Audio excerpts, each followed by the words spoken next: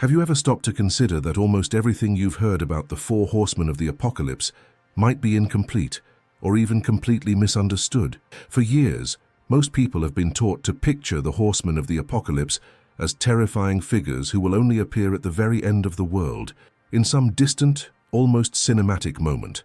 Riders emerging in the sky, global catastrophes, final wars, the collapse of civilization.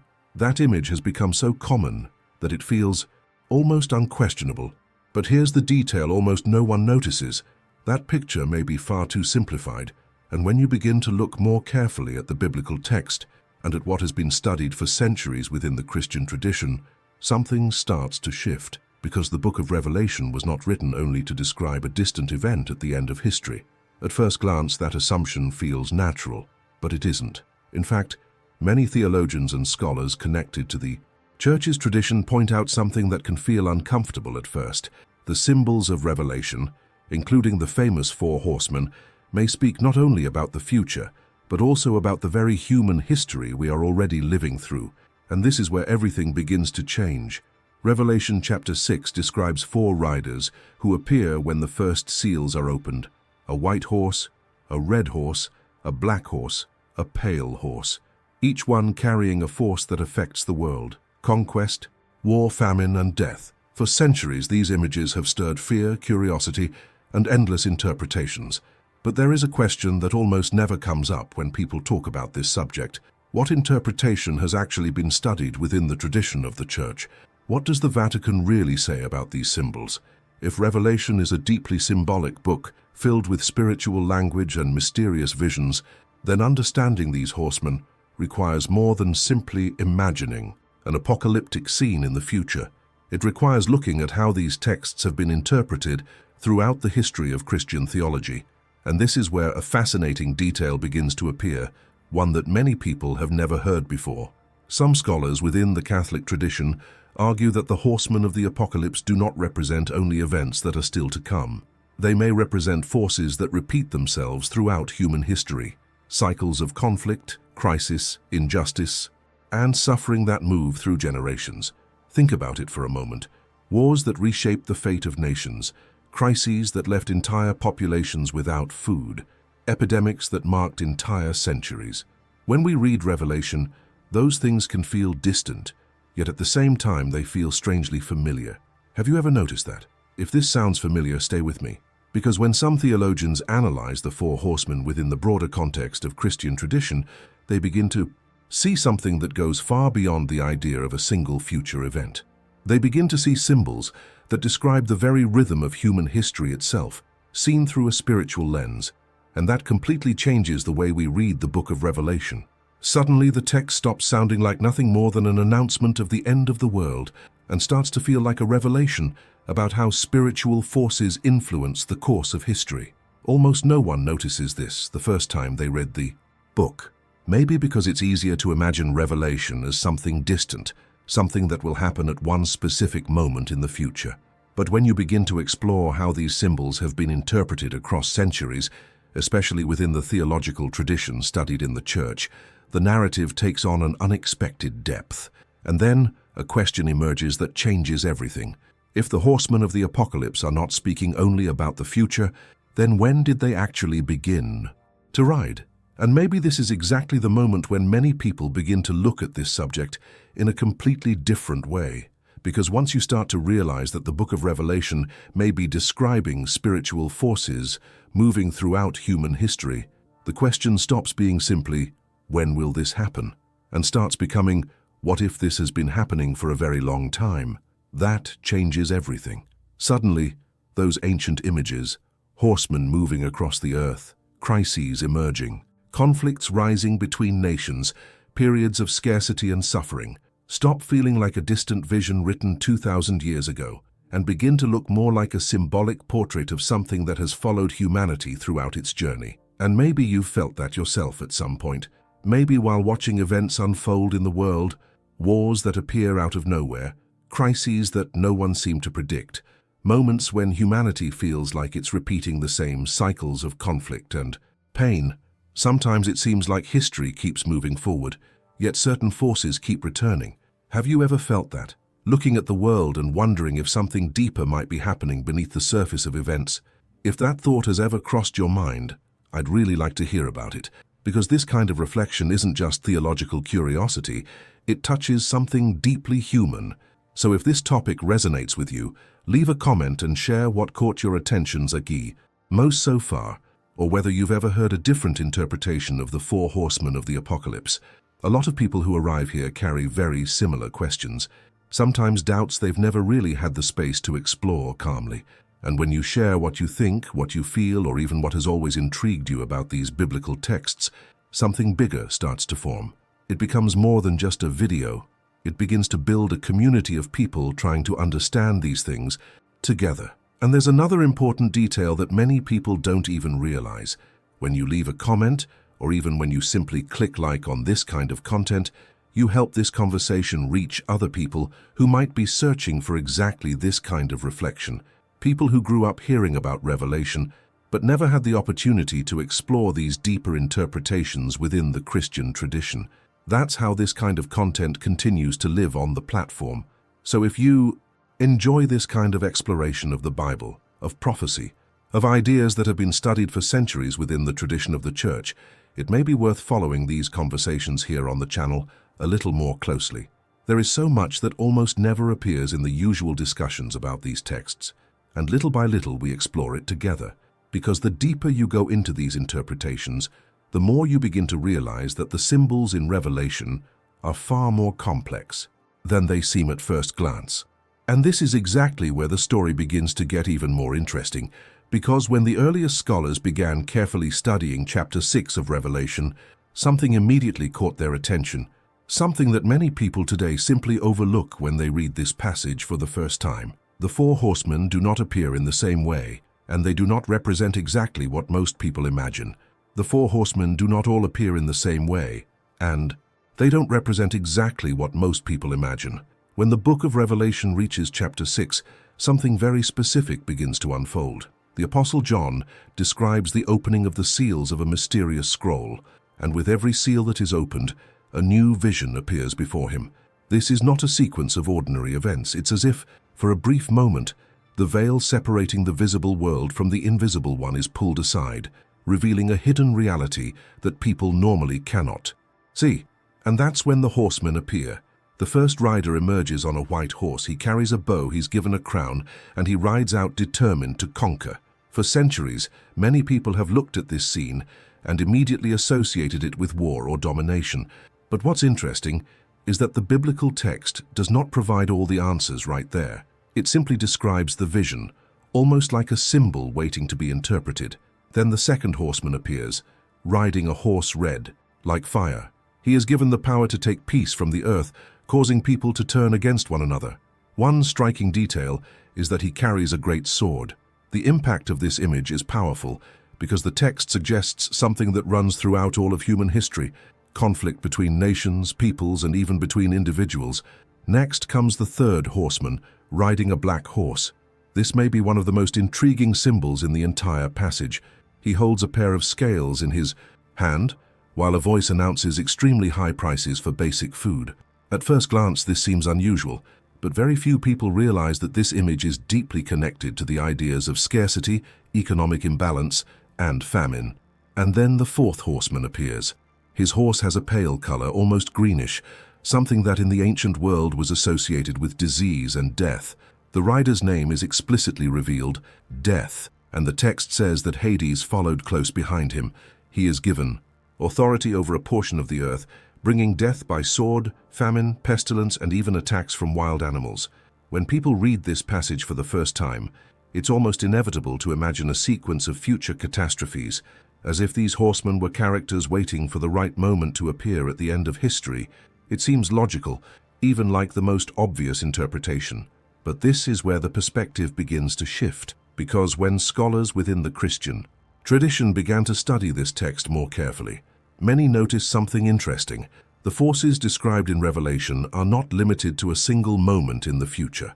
In fact, they appear repeatedly throughout human history. Conquest, conflict, scarcity, and death are not just isolated events.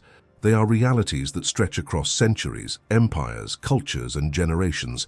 Entire civilizations have risen and fallen under the influence of these very forces, and that raises a question that completely changes the way we see the horsemen.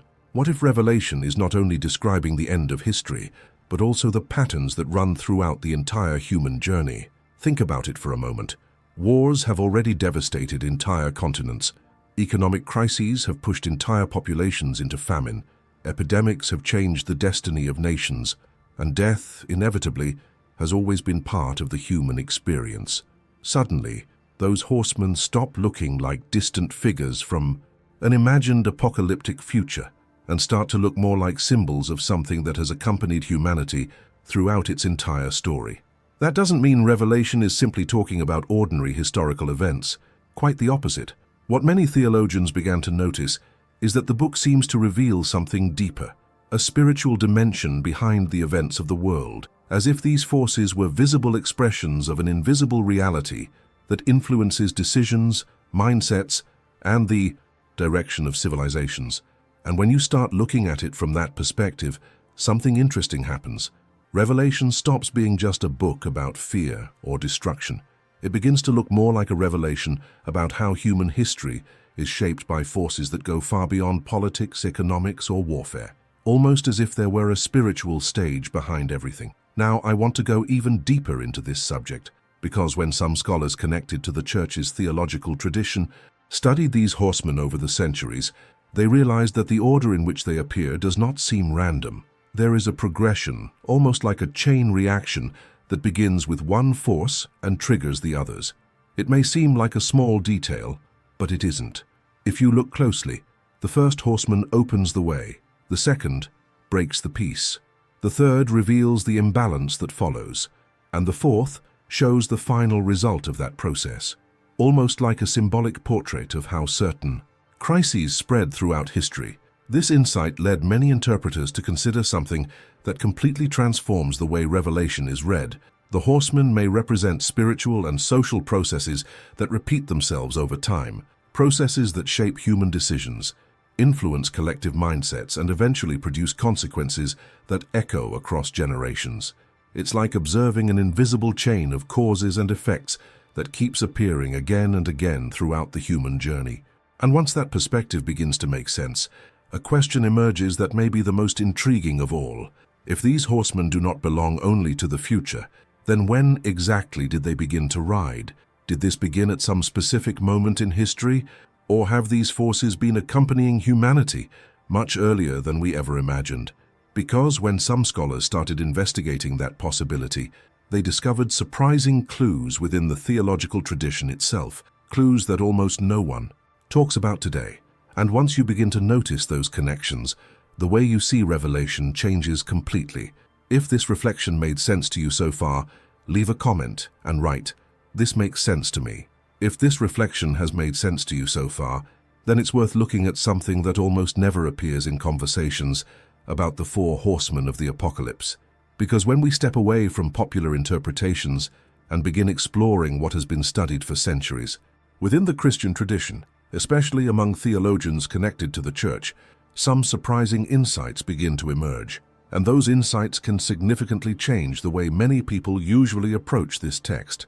Within Catholic theological tradition, particularly among thinkers from the early centuries of the Church and later during the medieval period, the book of Revelation was never seen simply as a chronological script of future disasters. Many theologians believed the book describes the great spiritual journey of humanity, a kind of symbolic panorama of the struggle between good and evil that runs throughout all of history. That may sound like a small detail, but its impact is enormous, because when you look at the horsemen through that perspective, they stop being just four terrifying figures riding toward the end of the world. Instead, they begin to represent spiritual forces and processes that shape human decisions, influence collective mindsets, and leave deep marks across generations, almost as if Revelation were unveiling the hidden background of history itself. Now I want to go even deeper into this subject, because there is an ancient interpretation discussed by several scholars within the Christian tradition that completely challenges one of the most common beliefs about the horsemen. And when people encounter this idea for the first time, they are usually surprised. Most people assume the four horsemen represent only destruction, war, famine, death, catastrophe. But when some theologians began to analyze the first horseman more carefully, the one who appears riding a white horse, they noticed something intriguing. The text says he is given a crown, and it also says he rides out conquering and to conquer.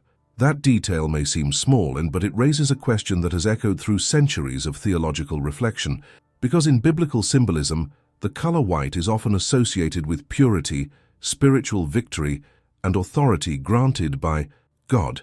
This led some early scholars to consider a fascinating possibility. What if the first horseman does not represent destruction, but spiritual conquest? In some patristic interpretations, especially among those who read Revelation through the lens of the early church's mission, the white horse was understood as a symbol of the spread of the gospel throughout the world, a force advancing not with a sword, but with a message. That interpretation completely changes the perspective. Suddenly, the first horseman does not appear as part of a chain of tragedies, but as the beginning of a spiritual transformation unfolding throughout human history. Of course, not all theologians agreed with this reading.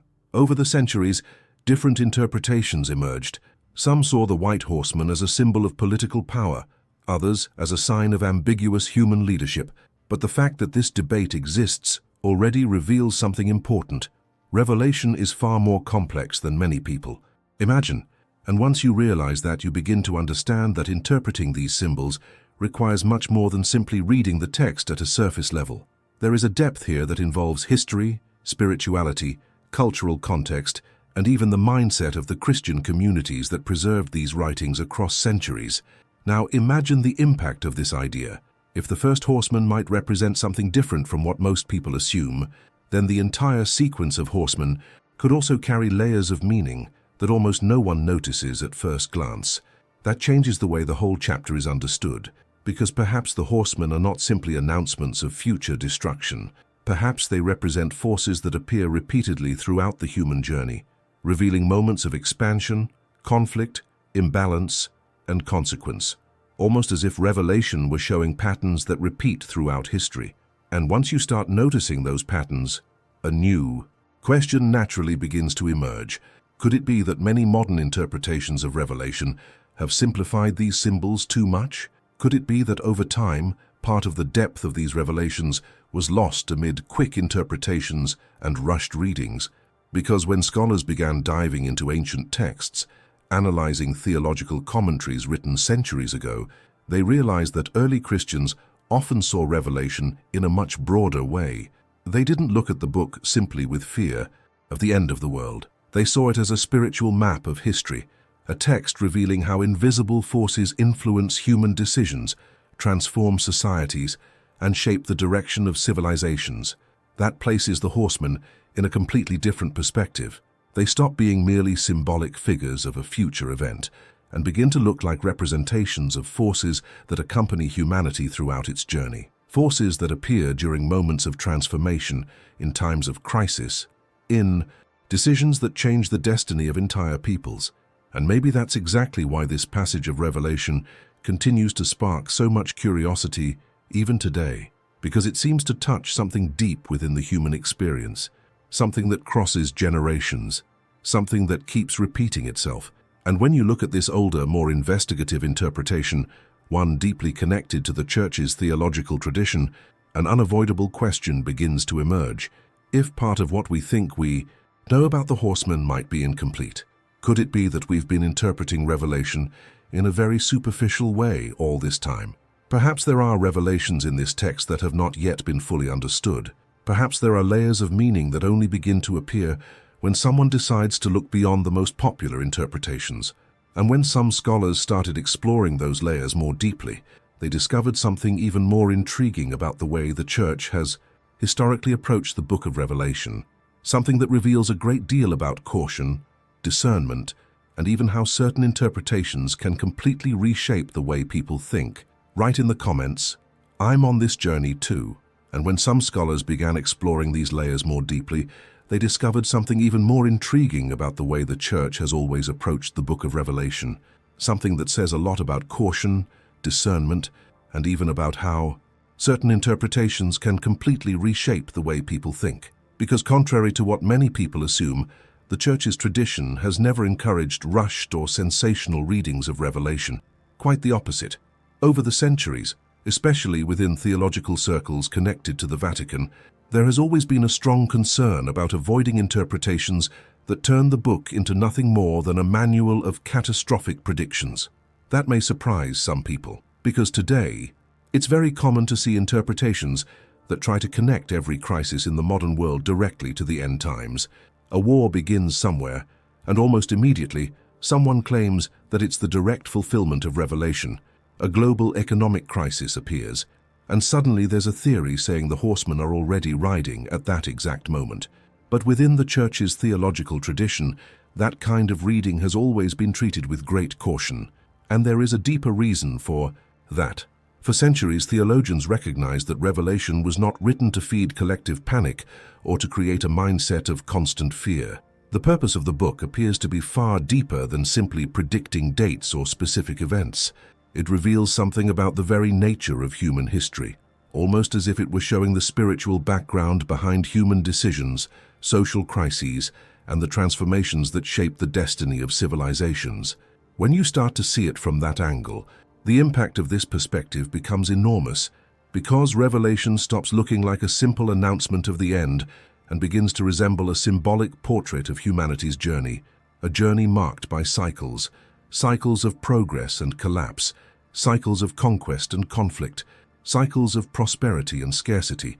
And it is exactly at this point that the horsemen begin to take on a new meaning. Within Catholic theological tradition, many interpreters began to see these riders not as isolated characters from a final event, but as representations of realities that repeat themselves throughout history. The red horse symbolizing the conflicts that repeatedly arise between peoples and nations, the black horse reflecting moments of economic imbalance, injustice, and scarcity that appear across different eras, the pale horse reminding us that mortality has always accompanied the human experience, whether through war, disease, or disaster. When you look at history from this perspective, something interesting begins to appear. These elements seem to surface again and again throughout the human story, not as one-time events, but as patterns that show up in different cultures, in different centuries, in different contexts.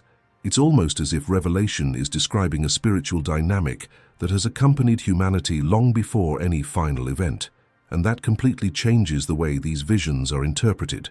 Because if the horsemen represent forces that repeatedly appear throughout history, then Revelation is not simply pointing toward a single moment in the future.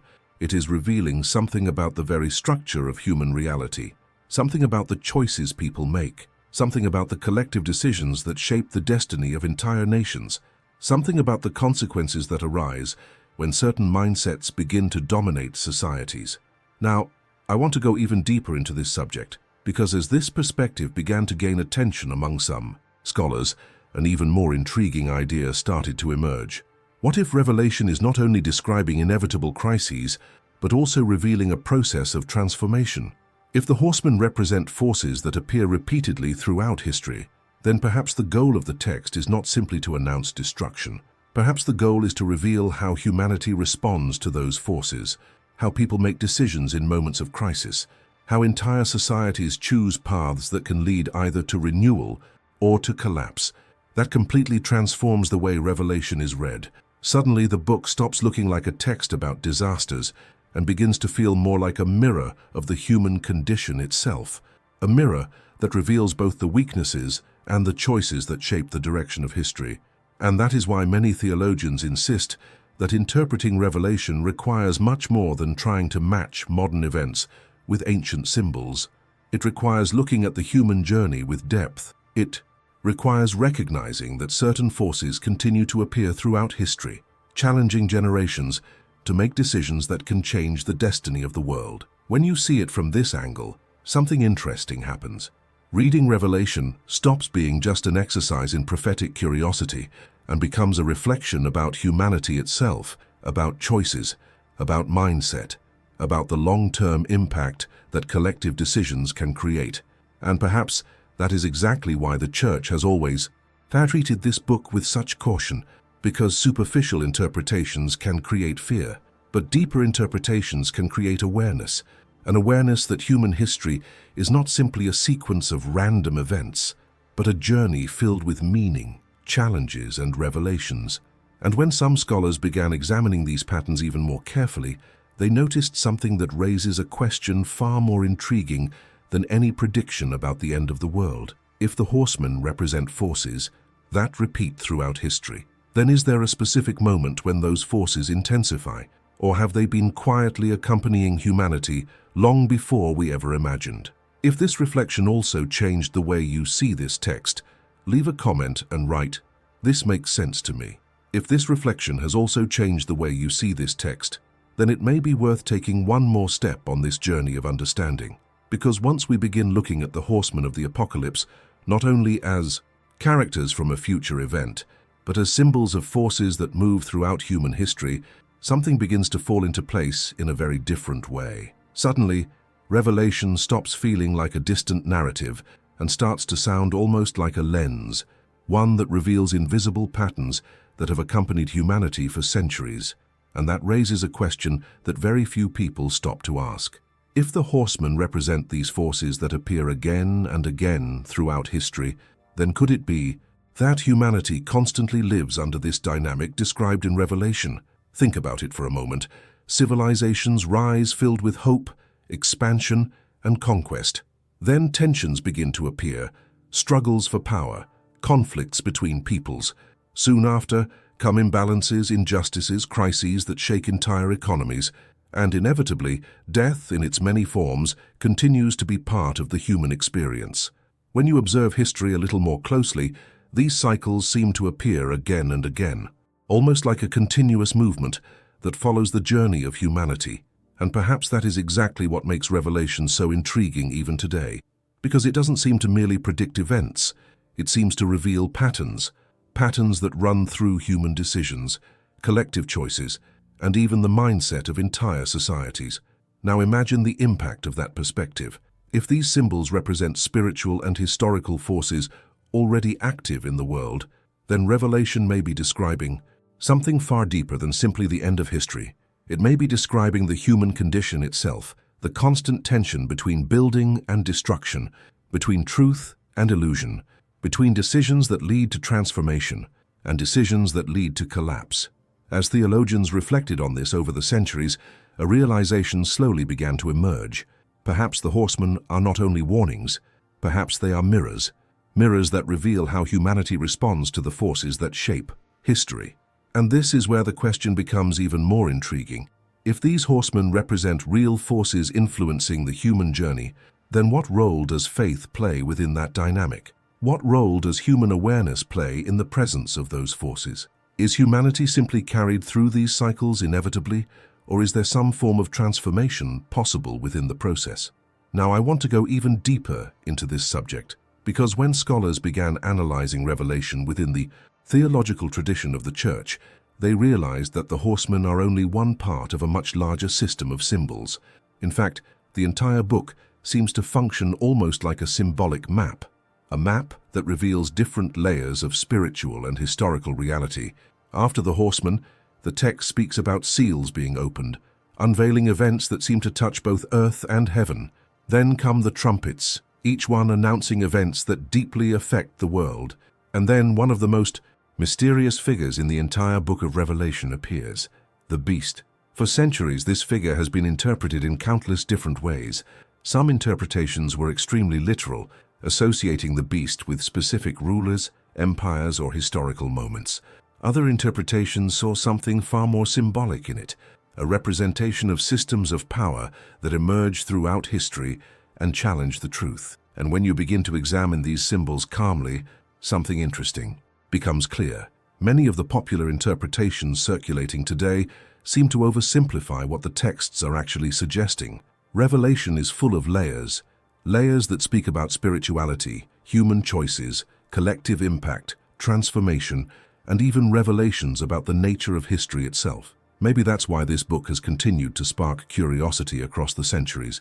It always seems to leave a door open, a door inviting each generation to look again at these symbols and try to understand what they reveal about the human journey. And when you begin observing everything together, the horsemen, the seals, the trumpets, the visions that appear throughout the text, something curious happens. Revelation stops looking like a book, only about the end. It begins to feel like a revelation about the path, about the forces that shape that path, and about the decisions each generation makes as it walks through that journey. Perhaps that's exactly why this book continues to be studied so carefully within the tradition of the Church, because it does not offer simple answers.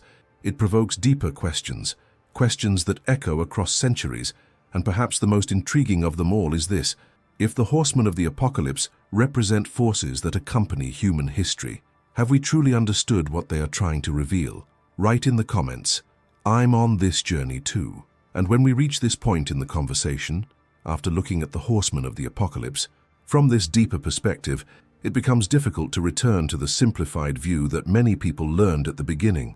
Because once you start seeing these symbols as part of a much larger human journey, one filled with decisions, consequences, and transformations, Revelation stops feeling like just a mysterious text and begins to feel almost like an invitation to reflect, an invitation to look at history, at human choices, and even at faith itself with a little more attention.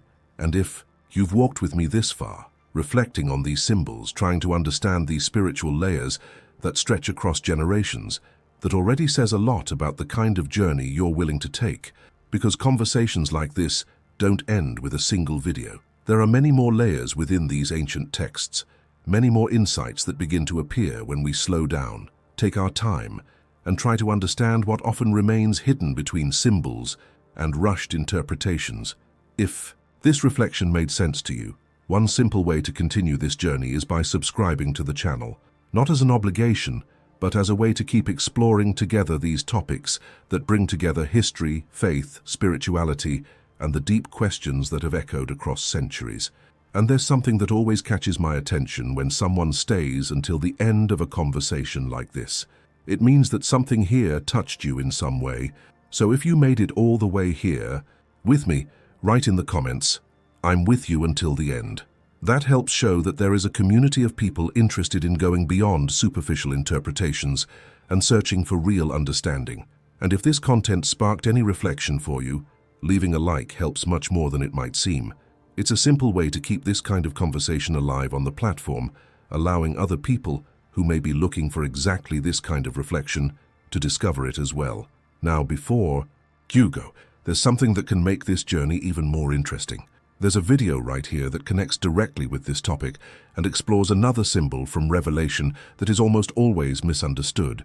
If this conversation sparked your curiosity, click on it and continue with me there. Because the more we explore these texts carefully, the more we realize that there are still many revelations waiting to be discovered.